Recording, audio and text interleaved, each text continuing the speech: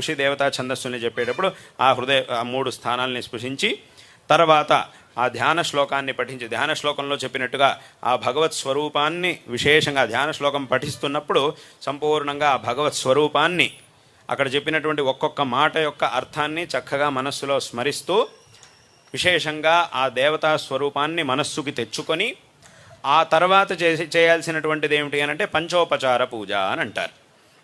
మామూలుగా షోడశోపచార పూజ అని, ఇట్లా చతుషష్ఠోపచార పూజ, షోడశోపచార పూజ అని పూజలు రకరకాలుగా ఉన్నాయి. దాంట్లో పంచోపచార పూజ అనేది, ఎందుకంటే ఇక్కడ జపం చేస్తున్నాం కాబట్టి, జపం అనేది ఇక్కడ ప్రధానం కాబట్టి, మళ్ళీ షోడశోపచార పూజ చతుషష్ఠోపచార పూజలు అవన్నీ చేస్తే మళ్ళీ దానికే అయిపోతుంది కాబట్టి ఇక్కడ సంక్షిప్తంగా పంచోపచార పూజ అని చెప్పారు. అంటే ఆ షోడశోపచారాల్లో ముఖ్యమైనటువంటి ఉపచారాలు 5 వాటిని ఇక్కడ చెప్పారు.